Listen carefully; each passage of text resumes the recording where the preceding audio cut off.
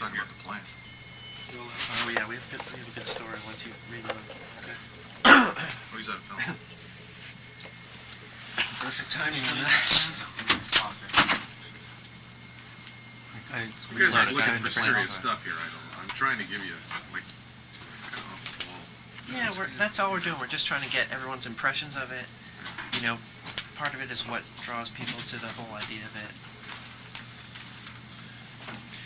Including us, certainly. Are you following anything about the Experience Music Project up in Seattle? The Experience Music Project? It's the Rock and Roll Museum. Museum of Rock and Roll that Paul Allen is building and creating at the base of the Space Needle. No. And it's no relationship to the Rock and Roll Hall of Fame. But it opens up this summer. And if you go to experience.org on the net, you can see, it's like all about the history of rock. I've been traveling the country, separate of this deal, interviewing blues artists, independent rock artists, punk rock scene, all of these interactive exhibits that they're doing within.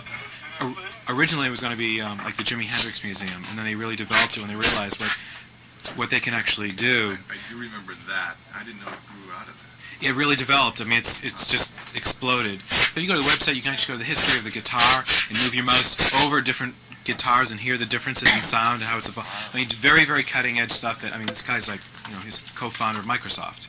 So just money's no object, and he's really doing it right. And the interactive exhibits and things that they're doing, and the people that they have involved with it, and it's just really fascinating. And if you're obviously in the music business, you'd probably find it really fascinating. So I'm really looking forward to the opening of it. Wow.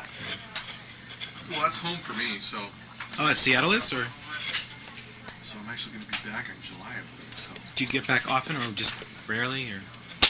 Well, yeah, a couple times a year, probably. Mm. Well, July, you're probably going to just nail it. Yeah, good family back there, so... Maybe I can run up and That's nice. do reports from the...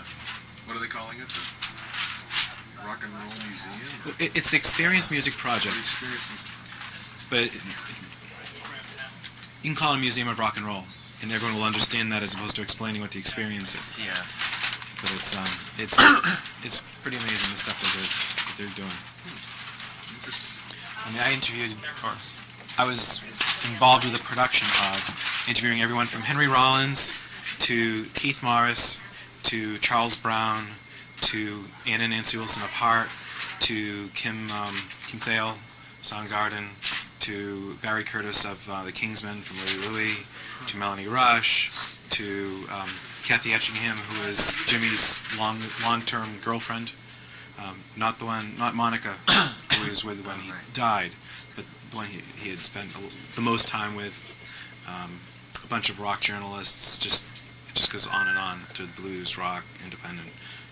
X, we interviewed John Doe, Maxine, and just really amazing interviews and stories. And it's very, originally again it was supposed to be about Jimi Hendrix. So all these people that we were interviewing had some relationship or exposure or thoughts or whatever to him.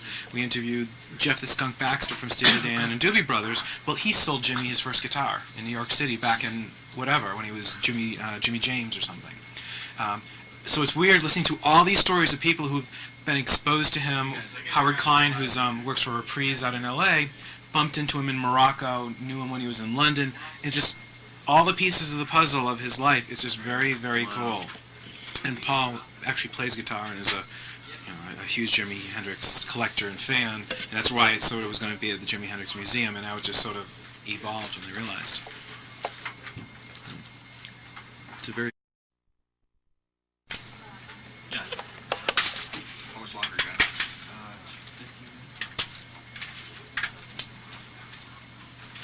Yeah. Look, your boyfriend. What are you talking about now? Oh, God. You spent quality time in the mud? And imagine I dated someone in this band. Doesn't that scare you? It is. In the band before?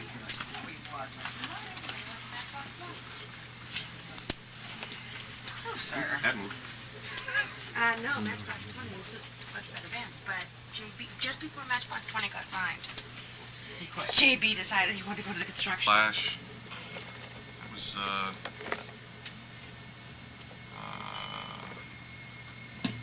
from the Foo Fighters, Who am I thinking of?